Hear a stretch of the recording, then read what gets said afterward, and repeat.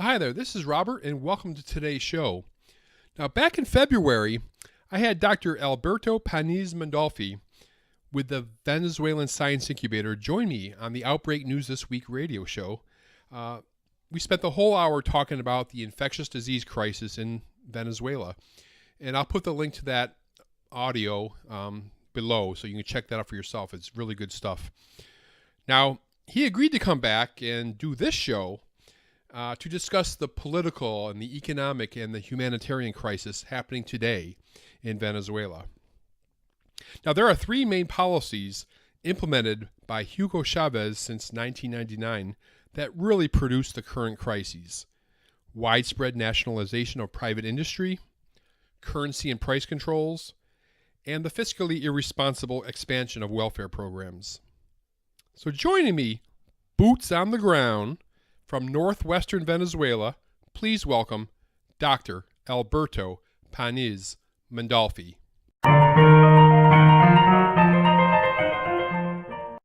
Dr. Alberto Paniz-Mondolfi, straight from Venezuela. Welcome to the show, sir. Thank you, Robert. Thank you. Okay, well, I really appreciate you doing this. And now, Venezuela has had some socialist policies for decades, with a few exceptions, and then came Hugo Chavez in 1999. What was Venezuela like prior to the Bolivarian Revolution? Yeah, Bolivarian Revolution. One of many revolutions in the history of Venezuela. Yeah. So I think we should start, drawing a basic landscape and trying to put things into historical context, kind of to answer this question. So Venezuela, it's no secret, it's sitting right on top of the largest oil reserves in the world, estimated 400,000 million proven barrels. That's 20% of the oil in the world. So before the oil boom that happened in the 1920s, when the first oil drilling started happening, Venezuela was a rural country. People were still riding horses and walking barefoot in the fields. And the main economical drivers of Venezuela was actually agriculture exports. It was coffee, it was cocoa, like it's been for many of the Latin American countries. I usually advise people on reading a book that's called Half Millennial of Venezuela, written by historian, politician, and writer Arturo Larpietri, which probably it impeccably gives you the portrait of how that rural Venezuela transited into an oil-focused economy. And that happened again in 1910, 1920. Of course, it was more profitable selling oil and earning from oil that continued the agricultural activities.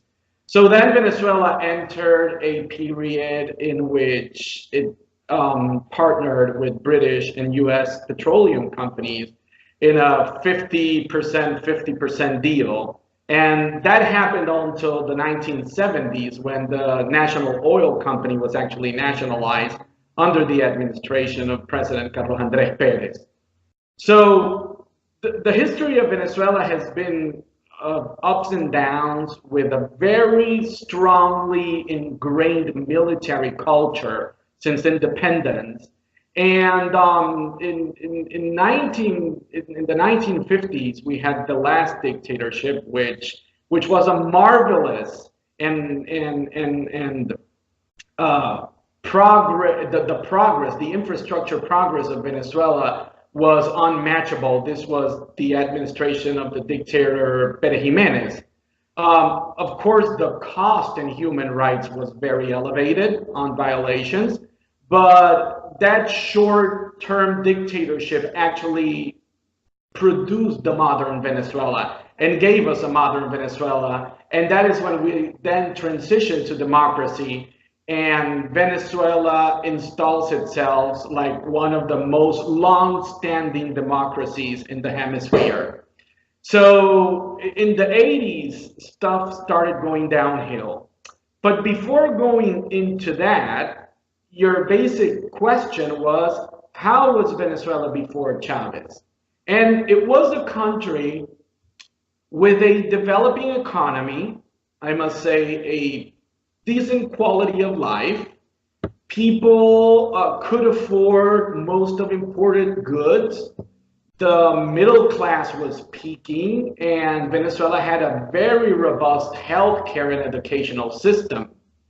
One can agree that the 70s were the golden era of Venezuela. Venezuela during the 70s was actually called Saudi Venezuela. And in the 70s, we had the highest growth rates and the lowest levels of inequality in the history of the country. However, when the 80s kicked in, we had an event in 1983 that was called the Black Friday.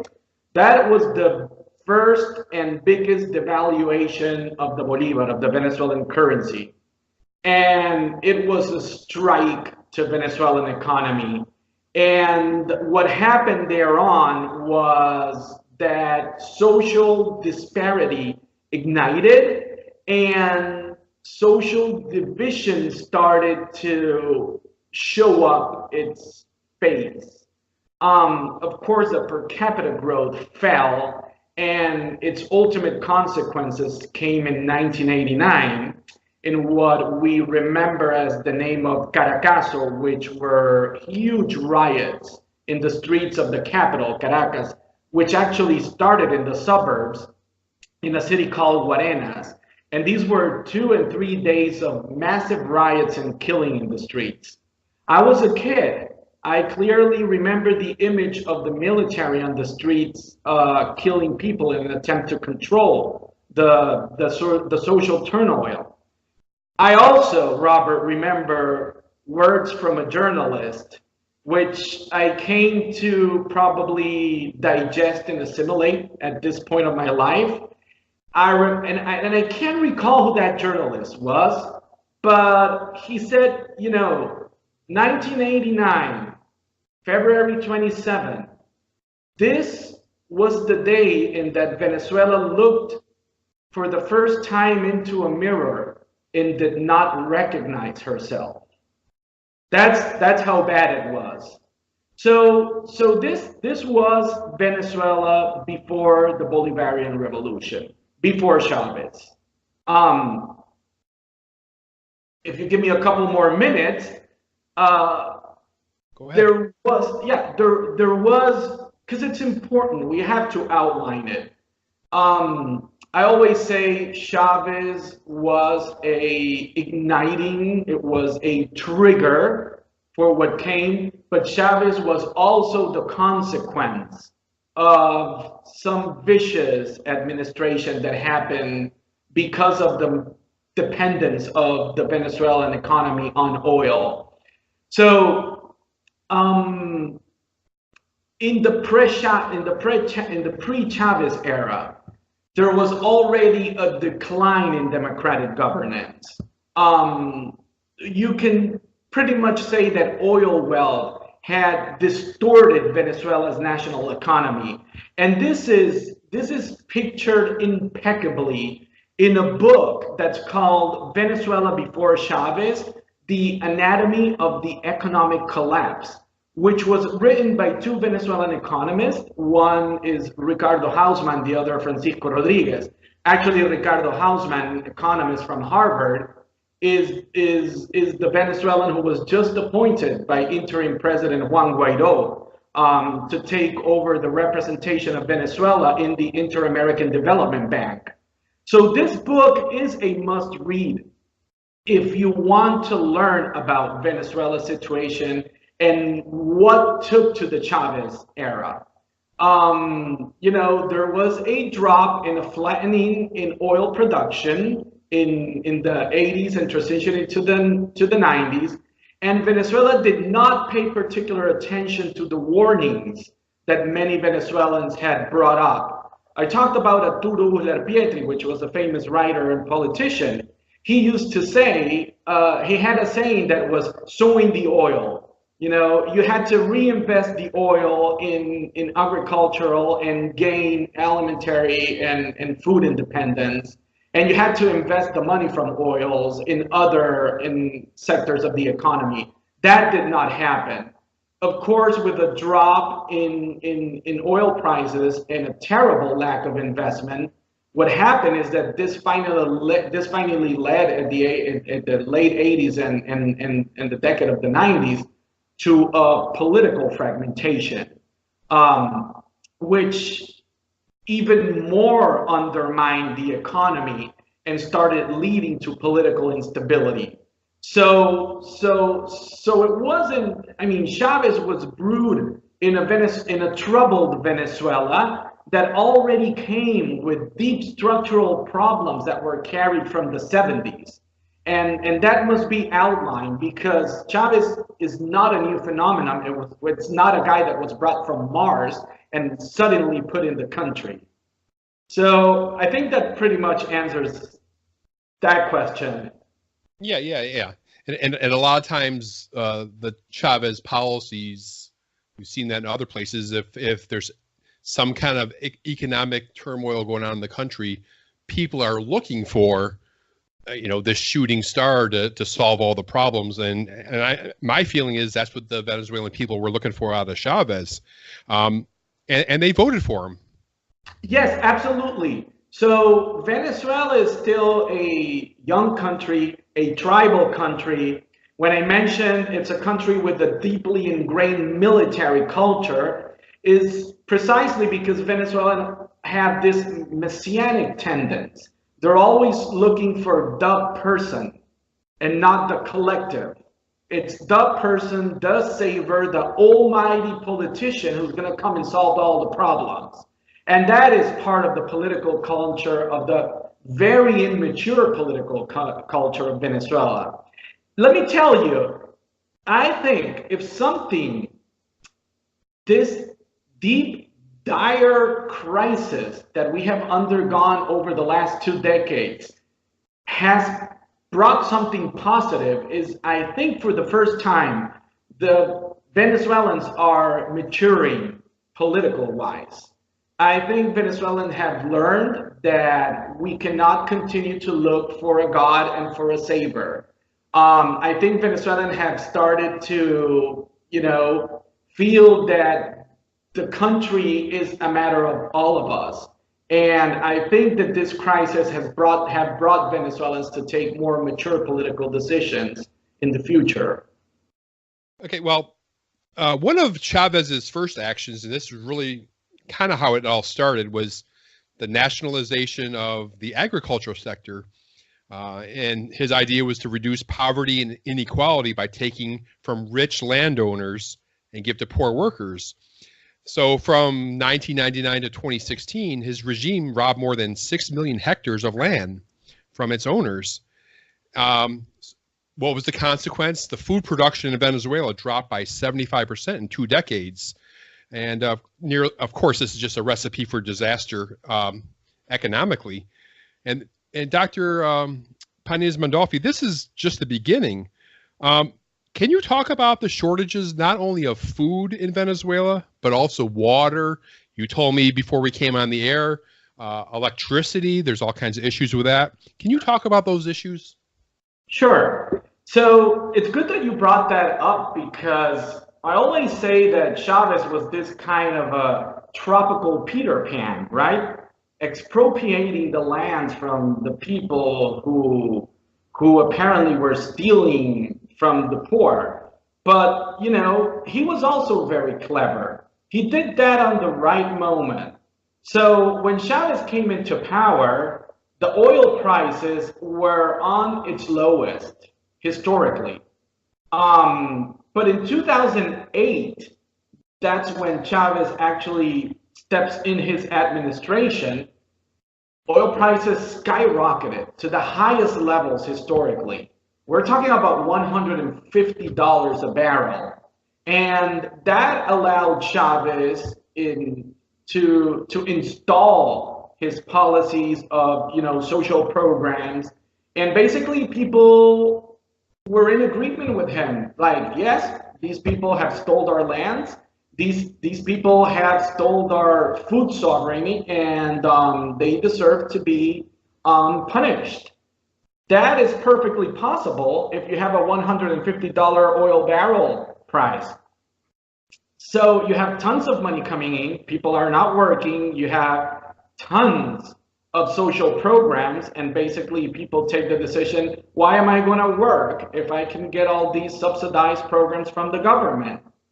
But then throughout that period, it was a wicked period because it was populism as crude as it can get. And Chavez learned well, and basically with the Cuban advice, that populism was the best formula and way to keep adepts. And he applied that formula impeccably.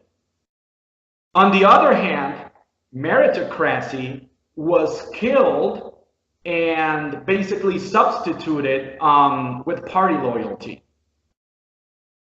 And there is where you come in with your recipe for disaster. What happened was that the talented people, the professional people, witnessed this early and said, you know what, I will leave the country. And that's what started happening. The Venezuelan diaspora is not new. The humanitarian crisis of the last year have precipitated the diaspora. But there was a first diaspora that escaped the vision of the world.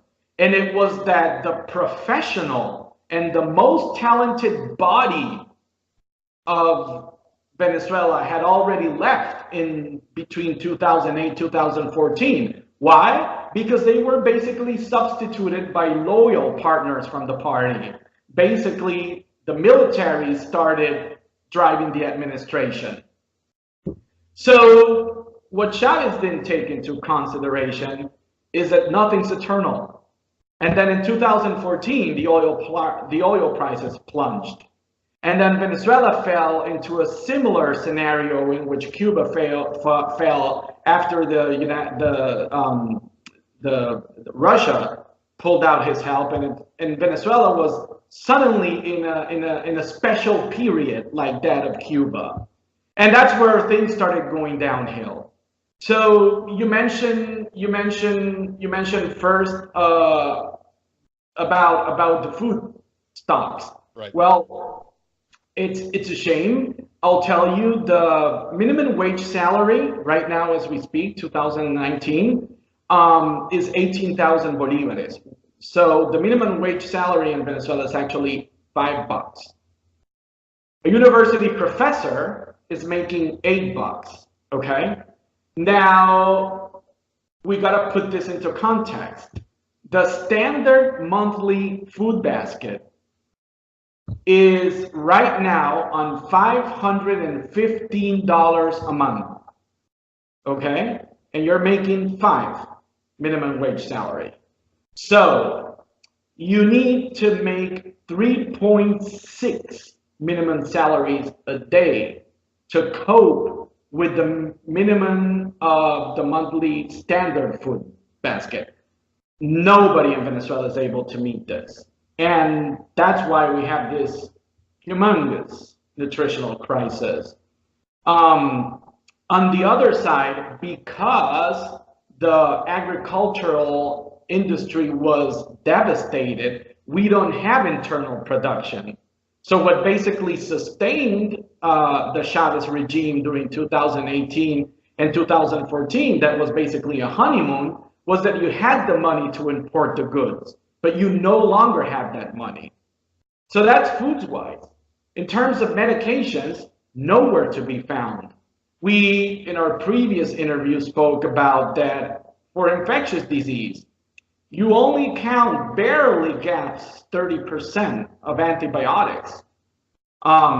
Basically, they're nowhere to be found. And if you find them in the black market. In the black markets, you've got to pay them in dollars.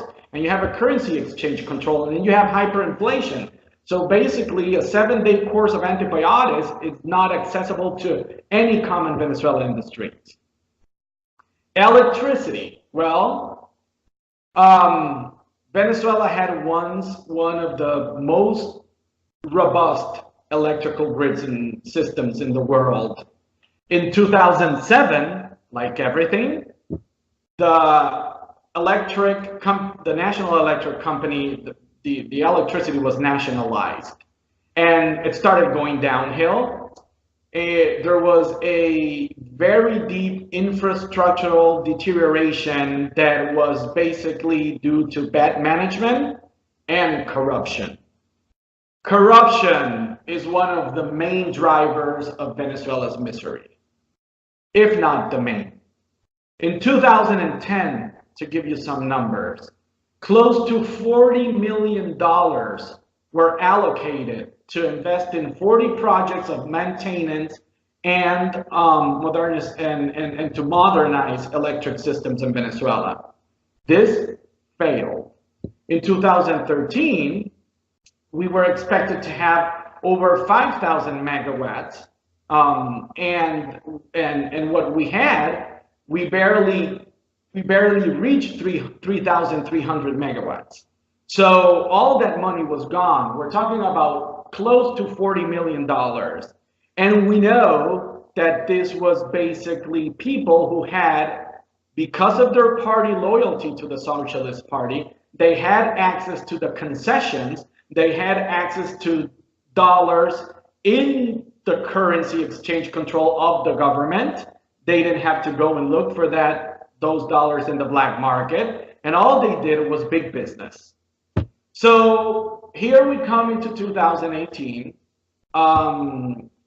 Venezuela is highly dependent on a dam, which is located in southern Venezuela in the state of Bolivar.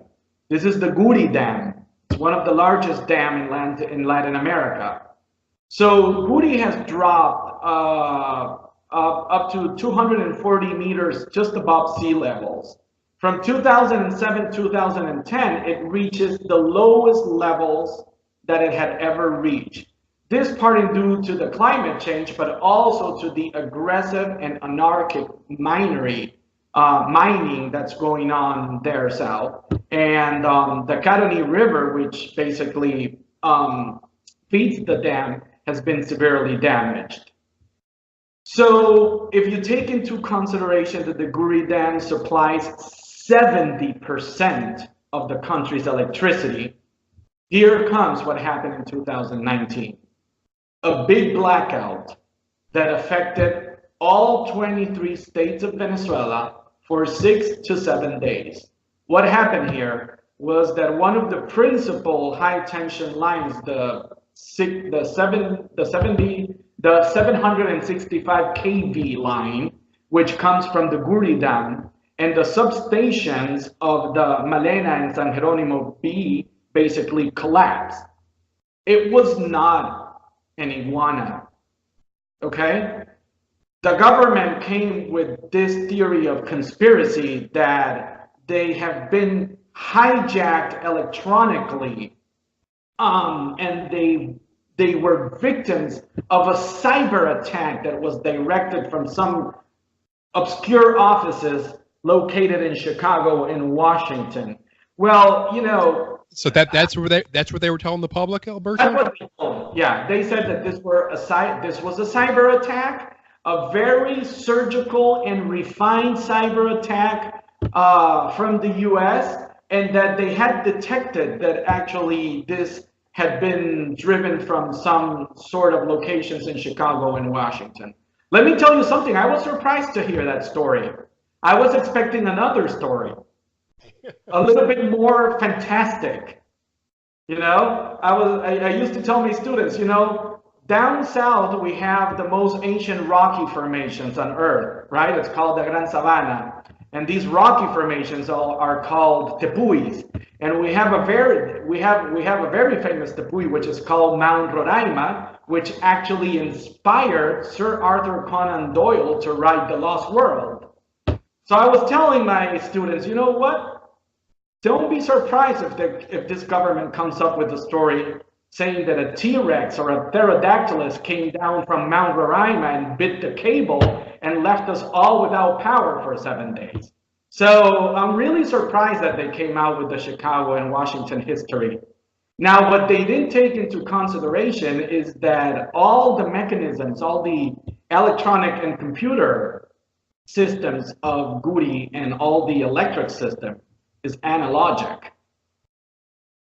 So their cyber conspiracy just doesn't work in this scenario. But, you know, that's what it's all about. They build up these epics. And then we have water, right? So water is a drama. There are communities in Venezuela, I can tell you in the state of Falcón, for example, in northern Venezuela, that haven't seen water in the last 20 years. Okay? 82% of Venezuelan homes lack continuous water service.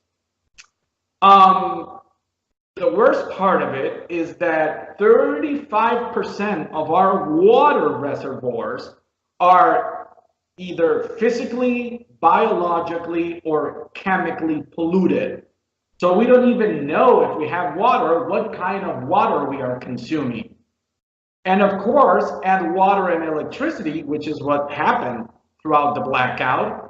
And then you have the perfect formula for disaster. You can imagine a 30 million estimated people country without water and electricity for 7 days. Mm-hmm.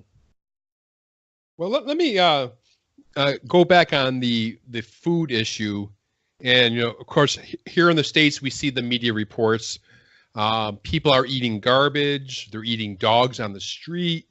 They're eating animals in the zoo and all kinds of things out of desperation. And I read one report that there's a number of children that die on a daily basis from starvation. A lot of people have lost, you know, a dozen kilos of weight in a very short period of time. Alberto, is this hyperbole in the media, or if you look out the window right now, what do you really see? What's happening there? What's on the ground? Well, look, I step out every morning from home. I live in a condo on the east of the city, and first thing I find when I'm closing the door of my house is that where the garbage is usually disposed, and I'm talking about 7 a.m., the moment I step out from home, there are people eating the garbage. If I take my kids to school, they will see at least 10 condos in which people in front of those condos are digging in the garbage for food. So this is every day. It's true. You won't find this in the media because the media has been censored. And after the blackout, this was even worse. So we had few journalists that continue to broadcast through radio. The TV is basically down. What you will find in TV is show. In the radio, we still had some journalists that used to have their programs, but that's over. We don't even have critic journalists on the radio anymore. So there is a very severe censorship, information-wise, but this is happening. Social media is a different story, and social media is what has allowed Venezuelans to keep up with accurate information. Tons of fake news, yes, but there are NGOs that provide good info, and you know that what's happening is really bad. So in terms of nutrition, you say 12 to 15 kilos. Well, you know, no, 19 kilos a year. That's the media that's been estimated. Caritas, which is a Catholic church NGO, has done a pretty good job on keeping up with the nutritional indicators. The Bengoa Foundation as well. The Catholic University Andrés Bello and several plans they drive have been taking a close look into this. The Venezuelan Society of Pediatrics as well. So all these numbers have been accurately reported. Of course, the most vulnerable sectors of the population that have succumbed to the nutritional problems have been the children, the babies, and the elderly. And I'm telling you, you know, they don't deserve this. elderlies are giving peanuts as a pension. You know, it's not worth these grandpas and grandmas stand for hours and even spend nights in front of a bank to cash a pension of $2 or $3. So if you want a personal experience, my wife was at a supermarket yesterday, and then the supervisor of the supermarket starts complaining to the cashiers that they have to be more vigilant.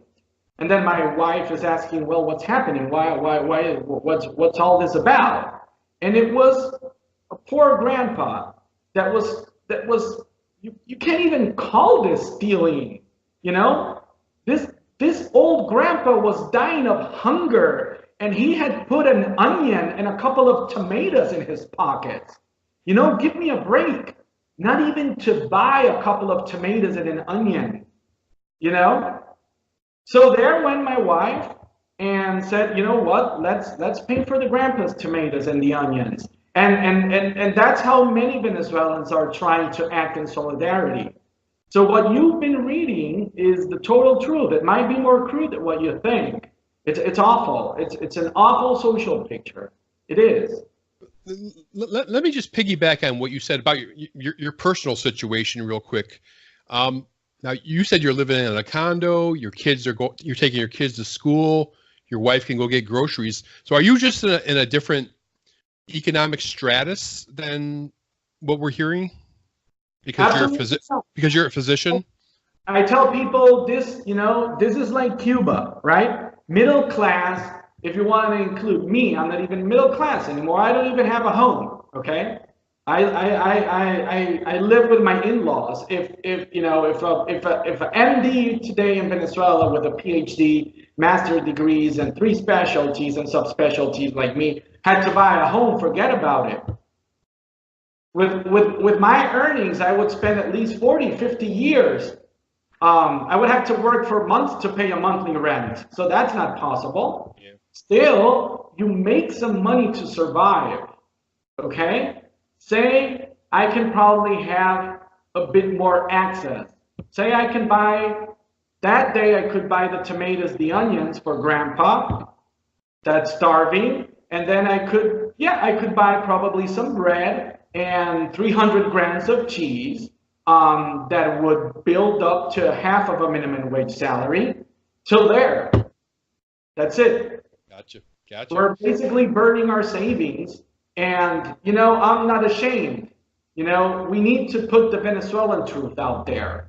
And on my 42 years and a marvelous career, I'm not ashamed of saying that I've been for the last 3 months living on my parents' savings, life savings. So I think for those Venezuelans, those professionals like me that decided to stay in the country, it's not that we can comfortably move at another level over the population. We barely manage to survive on a daily basis. Okay? Say we do not depend on a pension, all right? We still have a bit of, you know, comfort area in the middle of the disaster, but it's fading away. It's fading rapidly. And we're basically all now leveled down into the poverty trend. There's been a lot of, you know, you talked about this. The welfare programs have been off the charts. I know there's been at least 6 recent minimum wage hikes, which kind of useless when you got such hyperinflation.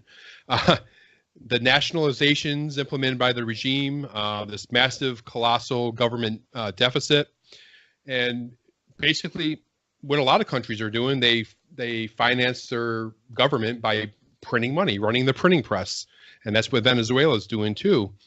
So that really leads me to the big issue. I mean, the really, really big issue is the hyperinflation. And you told me on the radio show it was about 1.3 million% in 2018. And you told me it was projected to be 10 million%. Prices are doubling there about every 3 weeks, maybe less than that. So, Alberto, what does it cost for some of the basics, say milk and eggs and bread? It must take years and years to purchase. Say, if you wanted to purchase a car, you'd probably have to work for 25 years. Yeah, absolutely. What's the reality? 400 grams of cheap cheese. Okay? 4,000 bolivares. Okay? Minimum wage salary, 18,000. Say 1 liter of milk. 1 liter of milk. 7,000 bolivares. That's half of a minimum wage salary. And that's what I'm saying. The minimum wage salary is $5. A full-time professor in a university earns $8 a month. And the minimum monthly food basket is estimated conservatively in $512.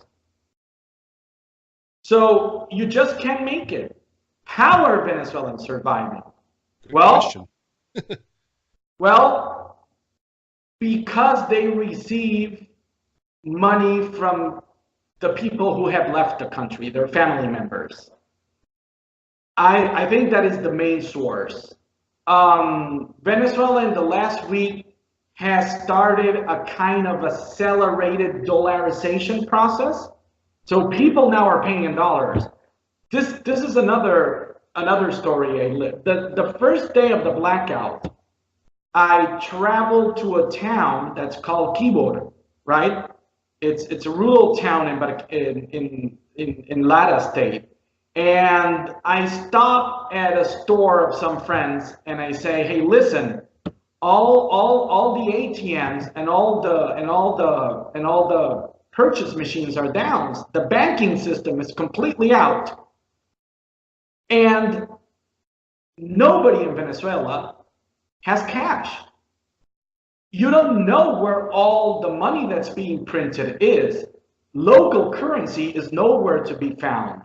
So I sit down at the store and I say, so let's make a deal. Can I take some of these goods just to survive the blackout? And then later I will come and pay. And they're my friends. They trust me. That's what we did. But they offered me a coffee. I'm having a coffee at the store and I'm looking people coming in, and this is very poor people. This is a huge agricultural settlement, and people are stepping in the store and paying in euros, paying in dollars, paying in Colombian pesos, okay? The level of desperation is that I saw some people that were actually offering to exchange a pig for bread, right? So this is the kind of economy you're seeing in the streets. It's wicked. It's hard to understand if you don't live on it on a daily basis. Okay, let's go ahead and let's talk a little bit about the current regime. Of course, Chavez died in 2013, I think, and he was Maduro took his place. He was the vice president at the time, I believe, right? Yeah, there was tons of movements there. Yeah. So who, Dr. Paniz-Mondolfi, who is Nicolas Maduro? Who, explain that to the American people. Who is he? Well, Chavez and Nicolás Maduro are Venezuela's worst nightmare. I think this country never in its wildest dreams could have imagined this would happen. As a Venezuelan who's been affected by the crisis, I can be very visceral on my opinions. I will try to be as pragmatic as I can. I will try to be a scientist in this analysis. Okay. I have no clue who Maduro was before coming into government. Was he linked in the Yalta movements of socialism and communism? He was. There's proof of it. Did he travel to Cuba when he was studying whatever he studied, which we don't know? He did. There's plenty of pictorial memorabilia. There's pictures of his trips to Cuba. But whatever pertains his, first steps in socialism are theories of conspiracies. What we do know is that he was a bus driver from the Venezuelan metro system. Probably drive the bus twice, but he was a very active union member. And that's where he comes into politics. So when the Chavez project starts brewing, he starts working with some of the ideological members of Chavez. I actually remember he was a bodyguard of Jose Vicente Rangel, who was one of the masterminds of the Chavez project. But he really pops up into the political tribune in 1999 when he's elected a member of the National Assembly. And that was the National Assembly that actually crafted the new constitution that gave grounds to the Chavez project. After 1999, throughout 200, I would say 2000, the year 2000, I want to say 6 and 2013, I think, it was a prolonged period. He was in a very important position. He was Chavez's Minister of Foreign Affairs. And I see these years as pivotal years for consolidating his relationship with the rest of the socialist world and the building up of the Latin American socialist bloc, which started to build up in that decade. So you're right, in 2012, he is named vice president by Chavez. And then here is where cancer kicks in. Chavez falls ill, and there's a very rapid movement, right? And in December 2012, I clearly remember, I was in Boston at that time, Chavez calls Venezuelan and calls Maduro to succeed him if anything happens, or if the worst case scenario would happen, which actually did. So he comes from vice president, and upon Chavez's death, he assumes the temporary presidency of Venezuela. At that first time, he calls for elections. Soon after he calls for elections, those elections happened early in 2013 and were against the opposition leader Enrique Capriles Radonsky. What happened in those elections? We will learn one day what happened. Did he actually win the elections? Who knows? Whatever happened was a very close and narrow result between them. My personal gut feeling is that he actually lost the elections, but I don't hold the truth for that. But, you know, the vicious electoral system of Venezuela could probably lean you towards that decision. Nevertheless, he makes it to be the president. And at that time, there was still very solid support from the international community and his Latin American partners to support him. So, two very important events happen when he consolidates his presidency. One, and both happened in 2016, and they're very important, okay? And in 2016, he calls for a state of economic emergency, whatever that is. Definitely not in the Constitution. And short after, he calls for a state of constitutional emergency, okay? In 2017, so he had majority. So in these two calls for economic and constitutional emergency, he also asks the National Assembly for supra-constitutional powers, okay? At one point, he loses, right? But after, he wins. And then comes 2017, when he calls for the election of an illegitimate lawmaking body, which we all know he called the National Constituent Assembly, which has no constitutional grounds at all. I will stop here, and again, as I did before, I want to recommend reading a book that's very important and enlightening to understand this 2016 call for supraconstitutional powers, and that the installment of this lawmaking body, illegitimate lawmaking body, which is the National Constituent Assembly. I recommend people to read a 2018 book published by Levitsky and Ziblatt at Harvard, which is called How Democracies Die. This is an important piece of literature because it basically talks about the breakdown of mutual toleration, which is something that we've been talking about and happened throughout the Chavez era and basically deepened in the Maduro era.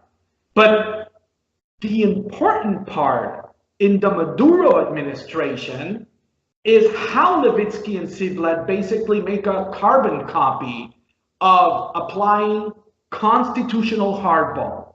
And this is what happened. And this led to an institutional meltdown in 2016 and 2017, which has led the international community to question the legitimacy of Maduro's government. So that's important to understand the Maduro path, okay? Then on January 2010, he runs again for election. He calls for elections, and on May 2018, the elections happen, a sham election where he says he won with 68%. I'm telling you, I drove all over the city. I didn't see one single person voting in any center whatsoever, okay? And we know that actually voting attendance was actually up to close to 50% less than the first election that he was elected back in 2013. And then he takes possession of illegitimately, he takes possession on January 2019. So that's his path. That's Maduro. The Maduro era has been more primitive, aggressive than the Chavez era in terms of political violence. If you ask me to define it,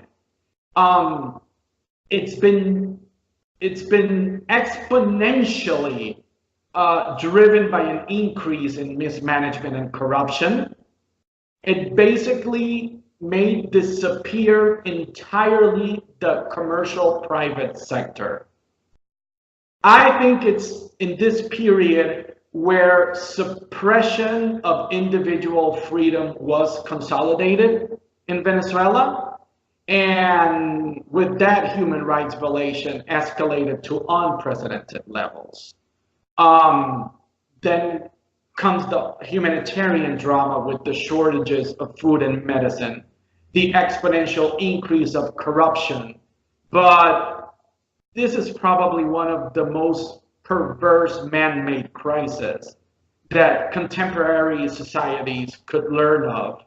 And Maduro is basically sustained by a military administration that at the same time is sustained by drug trafficking and all whatever kind of vicious you could imagine. So this is Maduro path, and this is a short picture of what the Maduro era is. Yep. Now, clearly in these kind of situations, while the majority of the populace is struggling, and in this case, some are dying, there are some people that are doing well. So other than Maduro, who's doing well? The party leaders? These people are living large in luxury. Am I right? Absolutely. Yeah. Absolutely. And it's a good point. So, I forgot to tell you at the beginning of this, I've dropped a couple of books for you all there. I think another book that is a must read to try to understand the Venezuelan complexity is actually a book called The Paradox of Plenty, the oil booms of the petrostates, right? This was written by Terry Lynn Carl, and it brings a lot of Jeffrey Sachs concepts in 1995 when he was back at Columbia University. And basically the theory of the paradox of plenty says that those countries that have abundant natural resources are usually those with crippled economies and crippled democratic systems. But there is always a rich elite social status that prevails. And in Venezuela, you nailed it. It is those who are connected to the high government, and who actually are loyal to the party. And these people are making big business because despite sanctions, Venezuela still has tons of money. But you know what? This is also what I always tell my students. Infectious diseases do not know about bank accounts. They don't care about money. TB will infect the poor as it will infect the rich.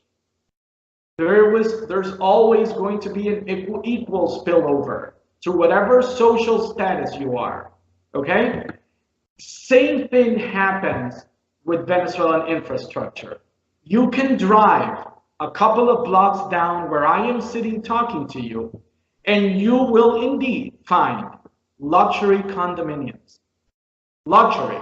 You would find homes with swimming pools, state-of-the-art, Hollywood star mansions. Yes, but what? Without power, without water. That's the thing. And I think that's the important take-home lesson of when the electricity collapsed, is that no matter how you create your corrupted bubble and you're not down to earth with the majority of the country, you will also be touched at the end by the crisis. Of course, you also find the other side of the coin, which is money laundering. So you would find beautiful buildings, but they're inhabited buildings. Nobody occupies these buildings. You don't occupy a building, you start getting, infrastructure starts collapsing. So it is a very select and elite group of corrupt population that have access to the very few, let's say, privileges that this sick, corrupt society can offer. Who is Juan Guaidó? Oh, so again, I think we kind of have to have a bit of a background. We've talked about what Venezuela was in the 70s, how a decline in the democratic institutions and political fragmentations led to Chavez. Then we talked about how Chavez very cleverly mounted a parallel state and provoked an institutional meltdown that continued throughout the Maduro era.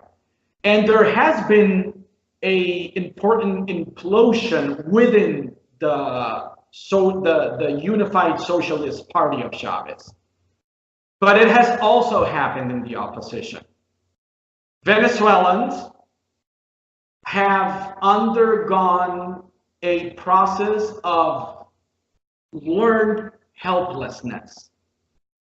This process of learned helplessness has happened because of the many failures of the opposition, which have had enormous difficulties in coming up with unified policies to counteract the Maduro and the Chavez regime.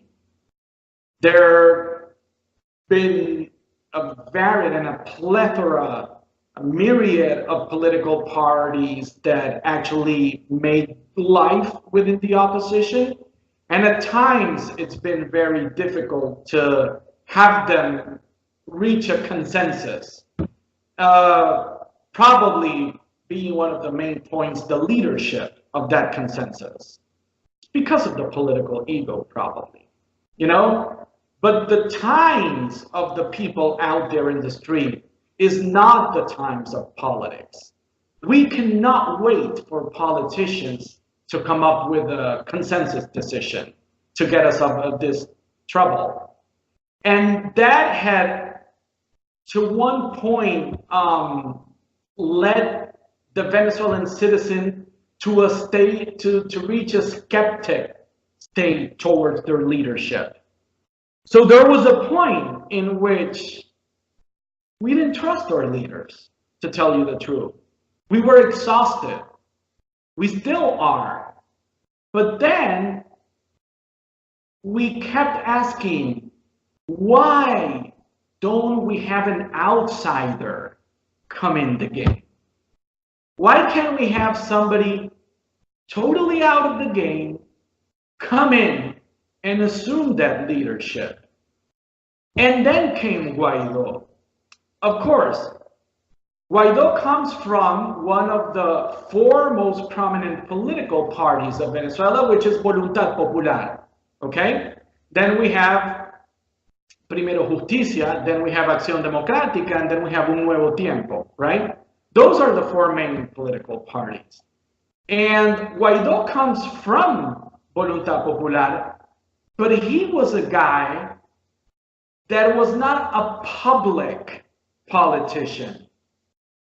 So when he comes serendipitously in the political arena, because he was called to be the president of the National Assembly by consensus taken 4 years ago, because it was a 4-year term for the National Assembly, and then each of the main political parties took 1 year. This last year corresponded to Voluntad Popular. Having his main leader, Leopoldo López, in jail, right? Juan Guaidó, who was the chief of the political fraction of that party, was the man who was called to assume the presidency of the National Assembly. So he was an outsider that basically and suddenly popped out and nobody knew about him. And he came in a very special moment because all the political elements had ingrained into severely militate against Maduro's legitimacy.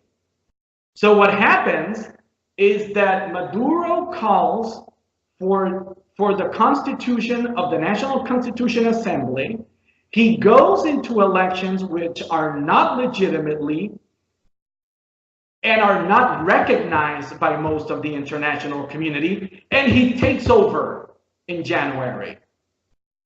Then what happens is that Guaidó comes in as the president of the National Assembly and calls for a constitutional crisis provision invoking 3 articles from the Constitution, which are Articles 233, 333, and 350. And these articles are called to restore democracy, okay, in illegitimate grounds. So that's what actually Guaidó did. And then he takes over based on these articles as the interim president of Venezuela. So on constitutional grounds, that's what he is. Who is Guaidó? He's a young, promising opposition leader. He has an impeccable work record in the parliament. And he also has a very strong social work projection in his native state of Vargas. which has been a very severely affected the state by poverty because it also suffered a national catastrophe when the Chavez administration started. So Guaidó can be actually defined as an outsider who comes in at the right time. He comes with fresh new ideas, and he basically brings hope in that a political change might be possible in Venezuela. But Alberto, he is a politician, though, and politicians love power. How can you be sure that he's not going to follow in the same footsteps of predecessors?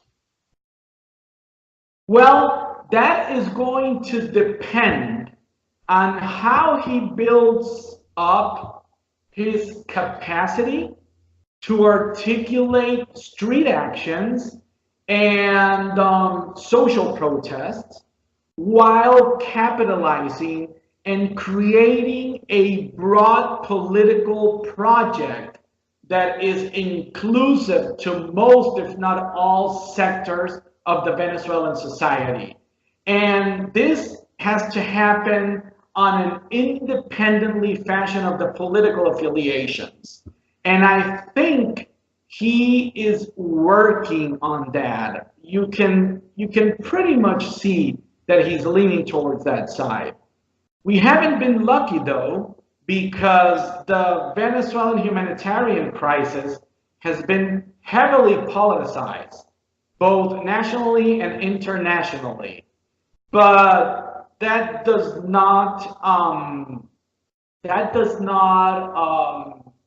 I think we still have to put our hopes on him. And I think that for the first time, Guaidó has generated a phenomenon in that most of the Venezuelan leaders of different other opposition parties have actually lowered their ego and have understood that this is the right moment, if not the last opportunity we have to rebuild and restore democracy. What do you want and what do you expect from the United States? Well, the United States. Well, let me just say, Alberto, my concern is I'm all good with the humanitarian aid and that kind of stuff, but I fear military action. That's what bothers me. I know. Yeah, I mean that frightens me. Absolutely. So I think the United States has a fundamental role in re-establishing democracy by sending a clear message in that no impunity, there will be no impunity for human rights violations. And it's not only the United States, it's the international community who is called to guarantee the life and liberty of Venezuelans. I do not share the opinion of a US military intervention. I am totally against that. I think the US is doing a brilliant job on instituting sanctions. I think the sanctions have played a pivotal role on weakening the Maduro structure. However, these sanctions have to be well planned in the scope that they cannot put in risk the most vulnerable sectors of the population, and that these sanctions should be designed in a manner that they should not deepen even more the dire humanitarian crisis that we are going through. Those babies that today are dying of hunger in the hundreds all throughout our nations have no time to wait. Actions have been taken immediately, have to be taken immediately. I think the sanctions are the right way to go, but in the bottom of my heart, this is not a responsibility of the US. This is the responsibility of the international community as a whole. And I do think that we should call at one moment for an R2P, a responsibility to protect. And, you know, the Security Council of the United Nations failed to call for a responsibility to protect act with the Syrian crisis. And this has brought a very sad outcome with over 100,000 deaths, people leaving their country or forced to leave their country. So what are we going to do? Are we going to allow a second Syria to happen in the Western Hemisphere now? Venezuela, unfortunately, is a country that's living a war crisis without a war. You know, let's talk about the massive migration.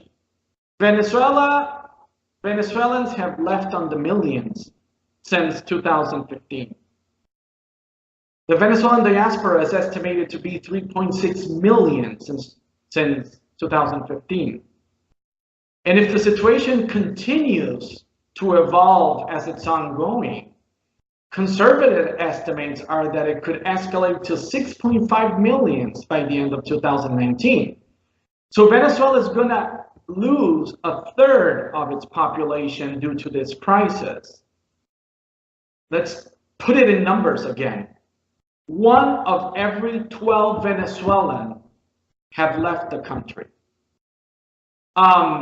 Driven by violence, driven by hyperinflation, driven by food and medicine shortages, all what we have discussed throughout our talk. 2.6 million have left to the immediate neighboring countries, Colombia and Brazil. This is the burden that the Venezuelan migration is actually inflicting in our neighboring countries. Only Colombia is harboring around 1 million migrants, with about 3,000 persons crossing the border on a daily basis.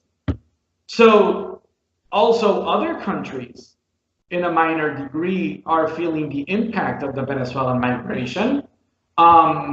Close to 500,000 people reaching Peru through Ecuador. That's significant. And as time passes, it keeps on getting worse.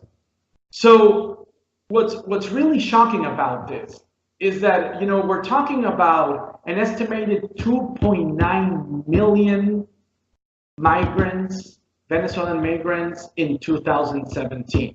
This is more than 2/3 of the population of 5 countries, okay, who actually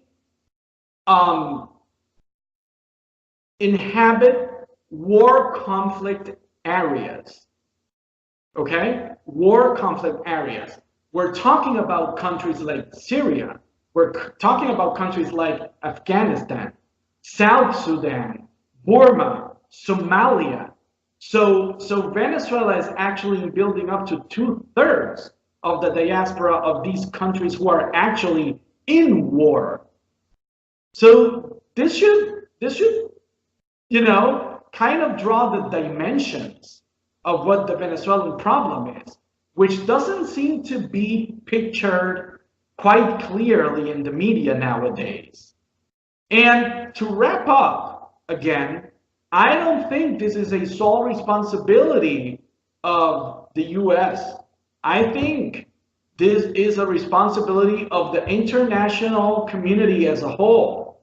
And I think that this is the time to redeem the errors that were committed with Syria, about the responsibility to protect.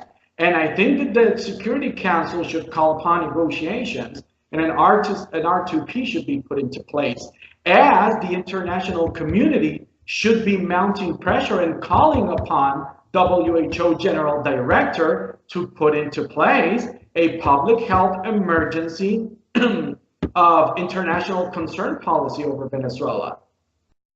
Because of what we had talked before of the resurgence and the spillover of endemic diseases to neighboring countries across Latin America. Yeah, it's amazing they haven't moved on that already. Alberto, as you may know, maybe you don't, but socialism or various strains of socialism are being pushed in the United States today. A really, really bad idea in my view. What would you say to Americans about that?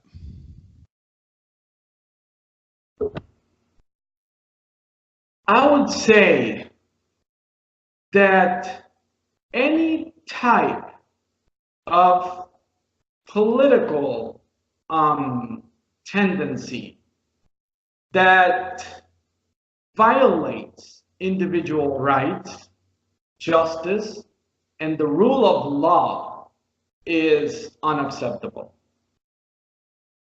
A big part of socialism is about that. I think populism is the dangerous phase of socialism. There have been socialist regimes that have not sustained themselves in the perversions of populism and have actually brought good standing to their people. I am worried about the United States. It's my second home. It's where my grandma was born. It's where I actually had my education. It's where my kids, who are more Venezuelan than any other Venezuelan, were born. And they are more American than any other American. So I feel America as intense in my heart and soul as I can feel Venezuela. And I'm worried about what's happening. When I first came to the US to train, I read about the father founders. I read about the history of America.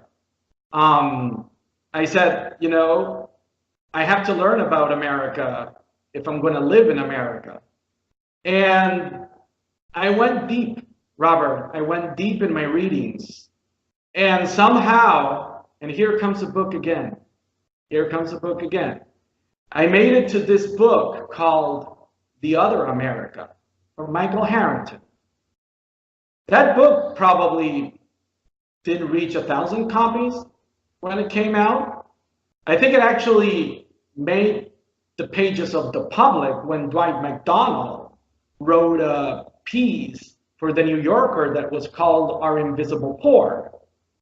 And it's undeniable that America has endured also social disparity across the years. Harrington, at the time he wrote the book, was talking that about 25% of America was living in poverty. Actually, this book reached apparently the hands of J.F. Kennedy, and then it happens to have inspired President Lyndon Johnson to come up with his War on Poverty.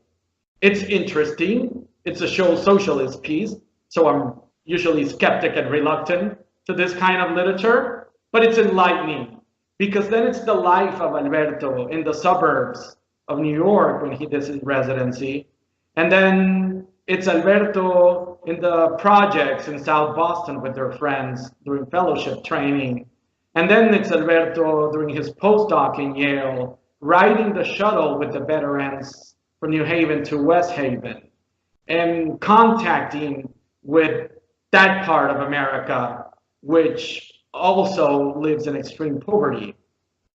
So, you know, I think that in all, there always has to be an equilibrium. Fanatism on both sides is going to be dangerous. I think the experiment of the 21st socialism of Chavez is a lesson to be learned to the world, that this can by no means be replicated again in the history of humankind. And I think that is my opinion. And I am worried that, you know, that the United States is going to fall in a state of polarization, political polarization, because that is going to be the instrument of division. It's going to be the same instrument of division and political crackdown that was used by Chavez in Venezuela to consolidate his project. All right, Alberto, any final thoughts on anything we've talked about, anything I missed asking you about concerning Venezuela's situation? I think we kind of covered a lot. Quite a bit, yeah. Yeah. I think we do not want to be forgotten. You know, pragmatic scientist as I am, I follow the news, and I keep seeing Venezuela falling down from the headlines, you know, and I think there's been, as I mentioned before, a politicization of Venezuela's humanitarian crisis, both inside the country, but also at an international level. And if I had to convey a message to the world, is that we are not having a nice time down here.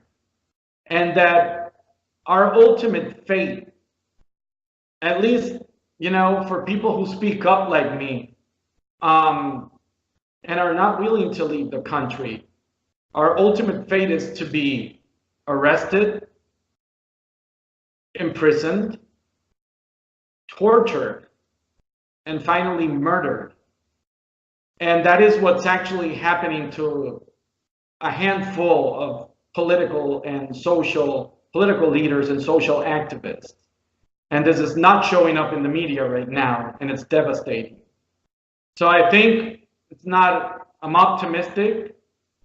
I would tell you that the turn with Guaidó and this resuperficialization of Venezuela in the last months have been important on boosting our hopes. But if the humanitarian crisis keeps on going politicized in the main political tribunes out there, this might play a devastating effect, and it's not going to turn out right. And I'm worried and saddened about that situation. All right. Well, I want to thank you, Dr. Alberto Paniz-Mondolfi. Thanks for your thoughts, and keep safe, my friend. Thank you, Robert. Thank you for allowing